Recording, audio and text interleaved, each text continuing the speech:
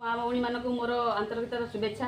आज जो dengue diarrhoea malaria कार्यक्रम चली समस्त किसी ना कि जानी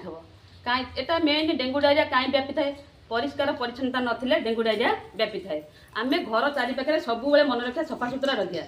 कहीं डेंगू मशा साधारणतः दिन मानक देखा जाए थाए। यही मशा बहुत टिकी बड़ बड़ आउ से कामुले लाल लाल हो जाए। जानथ डेंगू प्रायः तो पानी जमुवा जगार बास करती से फ्रिज वाशिंग मेसीन कूलर ये सब जिनस को भल भाव में पानी जमा जमीवा देव ना। प्रत्येक सप्ताह थरे लेखा परिष्कार कर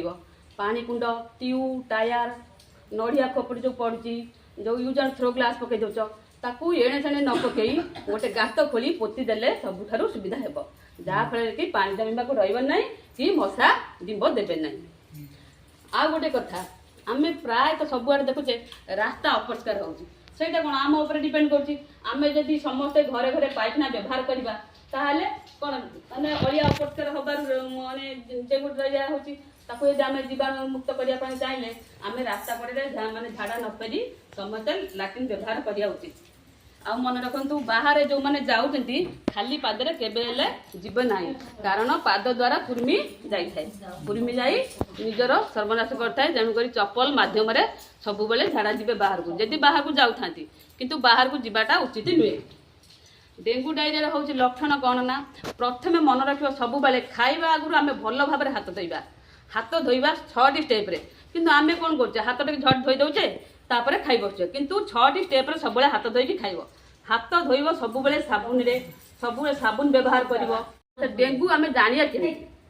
जन को थोड़ा डेंगू डेंगू आम समस्त कहते डेंगू डायरिया कि डायरिया तो तुम जापार पतला झाड़ा लगे बारंबार आम जापार झाड़ा हो मैंने डायरिया किंतु डेंगू केमती जाना। डेंगूर लक्षण हूँ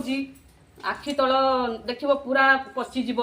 आउ देह सारा लाल लाल हो जान डेंगू मशा कामुड़ी कहते डेंगू मशा साधारणतः दिन बेला देखा जाए सन्ध्या टिके हो से बड़ बड़ होते से मैंने गोड़ हाथ कामुले लाल लाल अंश से बार आउ गंठिया गंठी बिंधा हे बहुत जोर बिंधा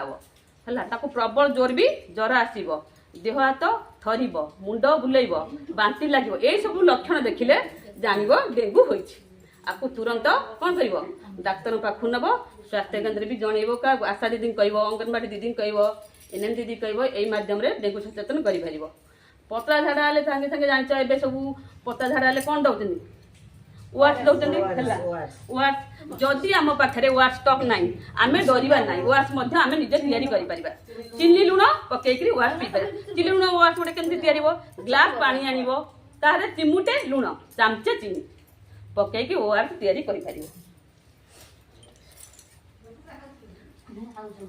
आ गोटे कथा डेंगू डायरिया मेलेरिया। अच्छा डेंगू ज्वर आम जानले तो मेलेरिया जानले मेलेरिया केमती आम जाना मेलेरिया ज्वर साधारणतः 15 दिन 20 दिन लगी रही है। यही ज्वर मेलेरिया रोग हेले साधारणतः लोक मान बांति लगे बहुत देह असुस्थ लगे ज्वर भी लगे रहे जान मेलेरिया है। मेलेरिया कौ मशा कामुले माई एनोफिलिस मशा कामुले साधारणतः मेलेरिया हो लगे। अच्छा आम जानिया केमती डेंगू हो एडिस मशा कामुले यही एडिस मशा कामुले डेंगू ज्वर बोली जानी था। एडिस मशा केवल साधारणतः सन्ध्या बेलिया आउ दिन बेला कामुड़ी थाए है यही द्वारा जानले समस्ते यही डेंगू डायरिया मेलेरिया रक्षा पाइबा खेले आगे परिष्कार रख सब मन रख खाइबा आगु भल भाव हाथ धोब हाथ केबेले धोइबा को भूलिबा नहीं आ बाहर को झाड़ा न जाई सब बेले घरे घरे पाइखाना व्यवहार कर सुस्थ रुह है। आ गोटे कम जहाँ को जदि लगी रोचे डेंगू डायरिया देखुच लक्षण सब बेले मन रख पानी को फुटाई पीब गोटे पानी लिटर पानी की हूँ ना 2 लिटर पानी हो 15-20 मिनट फुटेब तापर भल भाव ठंडा कर छाणी तके पीब ताहले डेंगू डायरिया मुक्ति पाई।